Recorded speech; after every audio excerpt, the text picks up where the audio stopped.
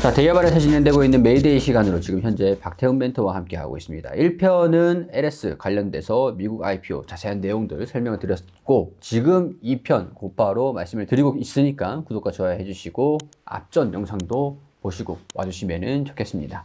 자, 곧바로 2편 관련 종목들, 관련 이슈들 어떤 이슈가 준비되어 있을까요?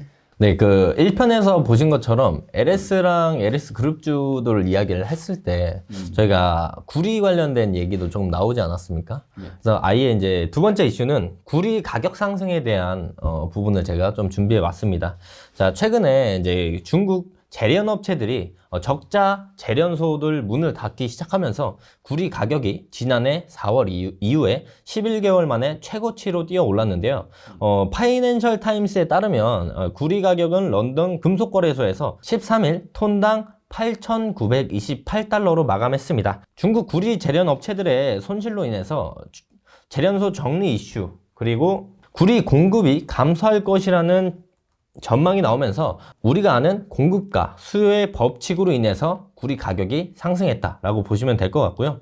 자, 해당 내용으로 인해서 뉴욕 증시 및 캐나다 구리 업체들의 가격들이 큰 폭으로 상승을 해 주었고, 앞으로 국내 증시 구리 관련 종목들에게도 수혜가 나타나기 시작했다는 점을 주목해 볼 필요가 있다고 생각합니다. 추가적으로 구리 가격이 상승한다는 가정하에 국내 구리 관련 종목들도 추가 상승에 대해서 우리가 생각해 볼 필요가 있는데요. 해당 부분들의 근거를 좀 본다면 첫 번째는 구리 생산 최대국 칠레의 구리 생산 부진을 볼 수 있습니다. 자, 부진이 왜 나타났냐면 칠레는 이제 20년 만에 구리 생산량이 최저치를 기록했습니다. 자, 그 이유는 칠레 국영기업 코델코의 생산 부진이 주된 원인이었습니다. 그 원인이 무엇이었냐면 계절적인 요인으로 인해서 국지성 호우, 즉 이제 비가 계속 많이 내리기 때문에 조업을 할 수 있는 날이 적어지면서 이제 해당 부분에 구리 생산이 적어진 게 원인이었는데요. 앞서 말씀드린 중국 재련소 정리, 그리고 칠레의 구리 생산 부진이 합쳐지면서 구리 가격 상승에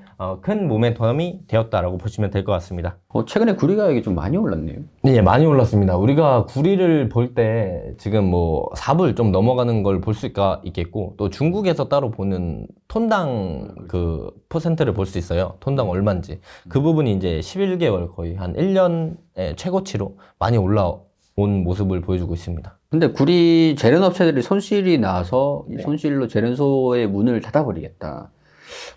사실 구리가 최대 소비국이 중국이지 않습니까? 맞습니다. 네, 근데 중국에서 생산되는 구리를 중국이 소비를 하고 있는 것도 뭐 마찬가지인데 문을 닫아버리겠다라고 하니까 아무래도 뭐 판매가 부진으로 적자가 난 것들이 좀 감당이 안 된 것들이 아니겠어요? 그렇죠. 이 중국 쪽에 재련소 자체에서 손실이 커지다 보니까 재련을 안 하게 되면서 공급이 줄어들고, 근데 거기에 칠레가 또 겹쳤지 않습니까?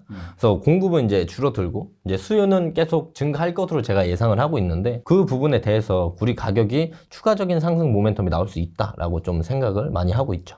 사실 구리가 우리 건설업에도 굉장히 밀접한 관계가 좀 있잖아요. 예, 맞습니다.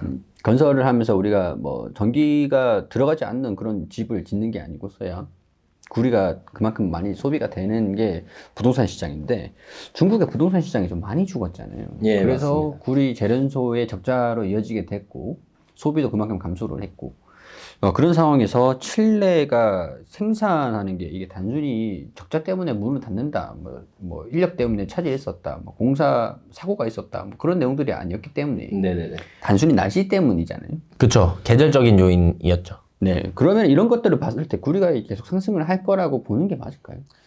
제가 생각하기로는 이제 중국 쪽에서 금리를 요번에 0.25bp를 내렸습니다. 그 부분이랑 이제 홍콩 쪽에서 부동산 규제를 완화하고 있고, 그리고 우리가 생각을 해볼 때 아마 알고 계시는 분들은 알고 계실 거예요. 구리 지수가 우리가 이제 선행지수라고도, 이제 경기 선행지수라고도 이야기를 많이 하잖아요. 그래서 이제 구리 가격이 먼저 올라가는 부분들을 생각해 봤을 때 또 금값이랑 같이 또 움직이는 모습을 보여줍니다. 그래서 금값도 또 올라가고, 이제 하반기에 이제 미국에서 금리 인하를 시작하는 시점이 다가오고, 이런 부분을 생각해 봤을 때 경기적인 측면은 좀 나아질 것이다. 그런데 그 부분에서 이제 수요는 증가하고 중국 재련소는 이제 아예 문을 닫은 거기 때문에 공급적인 부분이 좀 준다고 한다면 아무리 이제 물량 조절을 한다고 하더라도 단기적인 구리 가격 상승은 불가피할 것이다. 좀 생각을 하고 있습니다. 구리가 전력 쪽이 필수 기자재잖아요. 네, 필수 원자재다 보니까 아무래도 구리 쪽의 소비가 늘어날 것이다라고 곧바로 이어지고 있는 모멘텀인 것 같은데, 더군다나 이런 상황에서 칠레의 공급 부족들도 이어지고 있는 상황들이고, 하지만 금리에 대한 부분들, 금리 인하가 뭐 언제까지 좀 차일피 계속 미루고 있는 상황에서 예. 금리 인하가 이루어지면서 경기가 회복될 것이다라는 부분에는 아직까지 의구심이 좀 있거든요. 아, 네. 그 부분도 당연히 맞다고 생각을 하고 있고, 네. 제가 생각할 땐 이제 전기차 부분이 아직 소강 상태지만, 차차 이제 전기차가 다시 돌아올 것으로 예상을 하고 있거든요. 그 부분에서 이제 구리를 많이 쓸 수밖에 없는 상황이라서, 해당 부분이 경기가 괜찮아지지 않는 그런 부분을 보더라도 전기차가 좀 활성화가 될 것으로 예상을 하고 있어서, 둘 중에 하나는 엮여서 이제 구리의 가격이 상승할 가능성이 확률적으로 좀 높다라고 볼 수가 있겠죠. 알겠습니다. 그럼 일단은 뭐 경기 회복의 구리 가격 상승으로 인해서 경기 회복을 가늠을 하기에는 조금 시기상조다라고 판단을 할 수 있을 것 같고, 뭐 전기차 관련돼서 뭐 충전소라든가 뭐 전기 인프라라든가 뭐 AI 데이터 센터의 전력 공급이라든가 이런 구리 생산의 차질, 이런 것들을 봤을 때 단기적인 상승 요인으로 구리 가격이 상승을 하고 있다. 근데 다만 이제 구리 가격이라는 게 경기를 가늠하는 지표가 될 수도 있겠지만, 이런 부분과는 이번에는 조금 동떨어진 모습으로, 뭐 가장 중요한 거는 세계 경기가 다시 회복을 되는가, 이런 부분들을 측정을 참고를 좀 할 필요는 있을 것 같습니다. 뭐 가능성들이 다방면으로 열어놔야 되는 상황들이 아닌가, 네, 맞습니다. 그런 생각들이 좀 들어요. 금 가격, 내가 금을 샀어야 됐어. 지금 상이 좀 늦었죠. 너무 많이 올랐습니다. 금하고 비트코인도 많이 올랐잖아요. 비트코인도 많이 올랐죠. 비트코인을 샀어야 됐어. 금을 캐가지고 비트코인을 샀어야죠. 네.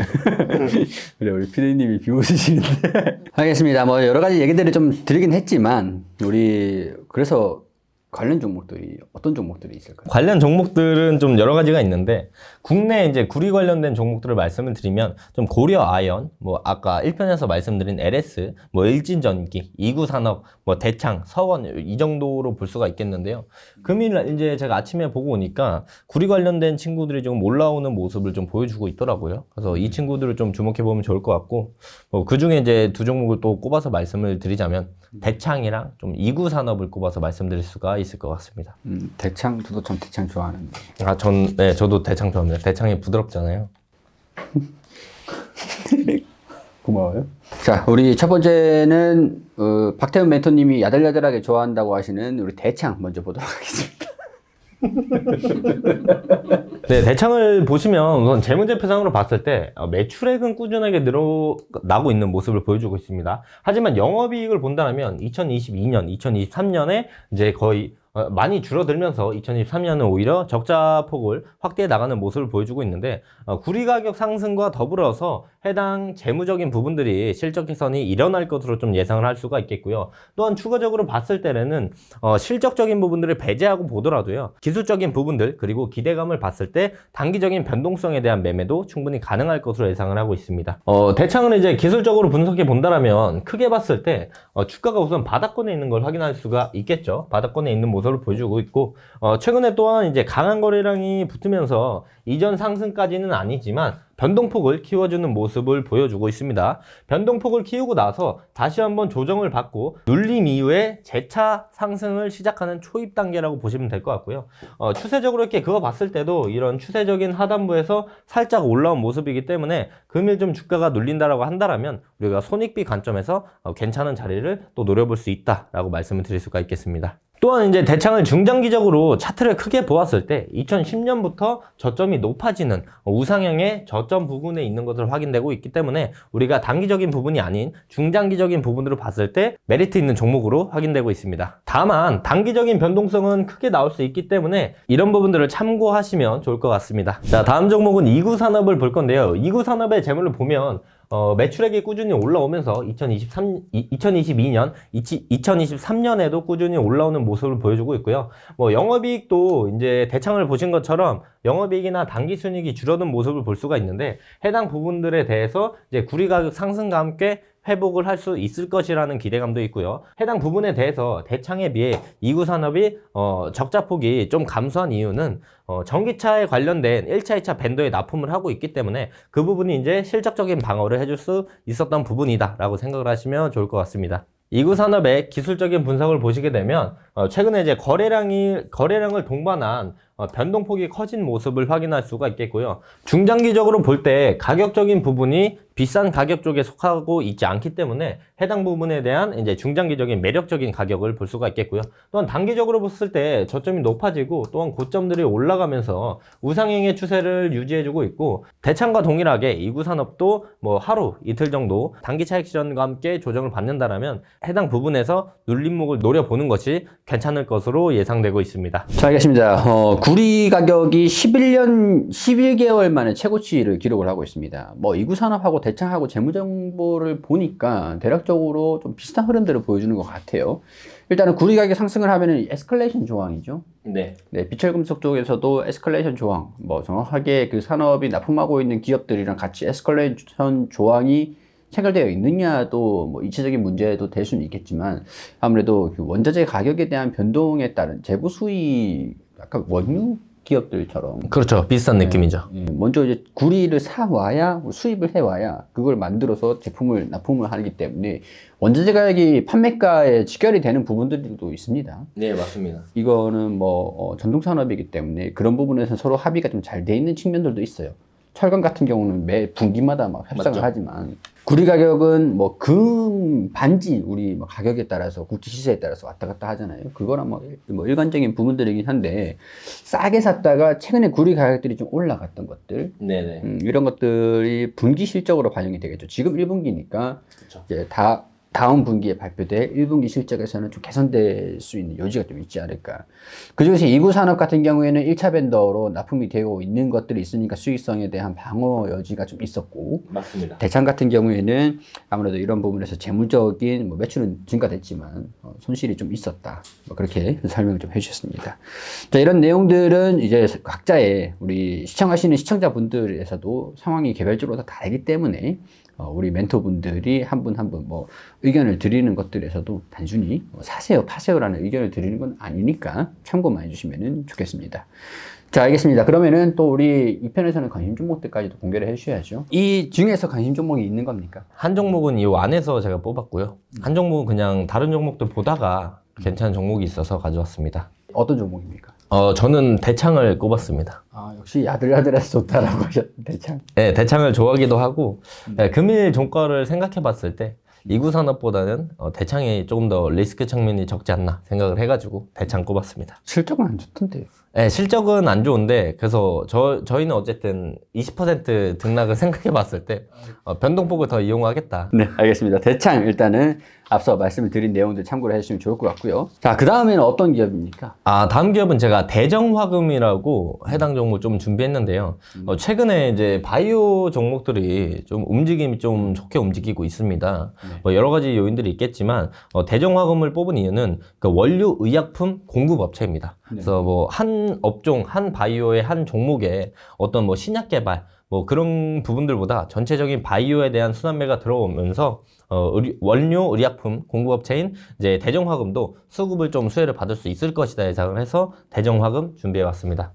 자, 대정화금을 본다라면 원료 의약품 업체인데도 불구하고 꾸준한 매출이 나오고 영업이익, 당기순이익도 꾸준하게 나오는 모습을 볼 수 있어서 재무적으로 기본적으로 탄탄한 회사다라고 볼 수가 있겠고요. 자, 기술적인 분석으로 넘어왔을 때 또한 최근에 거래량이 많이 나오면서 윗꼬리를 길게 달아주는 매집봉들이 형성이 되고 있습니다. 그래서 최근에 강한 상승 이후에 주가가 눌림을 형성하면서 단기적인 우상향 추세의 저점을 만들어줬기 때문에 해당 부분들에 대해서 주목해 보실 필요가 있겠고요. 여기서 추가적인 상승의 모멘텀이 나온다면 우리가 2만원, 22,000원 라인들을 볼 수가 있을 것으로 예상을 하고 있습니다. 좀 설계가 좀 있었네요, 보니까. 재무를 보니까. 대창이 실적이 좀 안 좋으니까 네네. 실적 좋은 걸로 하나 슬그머니 끼워놓은 게 대정화금 같은데. 둘 다 변동성은 좀 크잖아요. 예, 맞습니다. 1편에서는 LS 그룹주, LS하고 LS 일렉트릭을 말씀을 드렸고, 2편에서는 대창하고 이구산업 설명을 드렸습니다. 그리고 관심 종목으로는 대창과 대정화금 이렇게 두 기업을 꼽아 주셨습니다.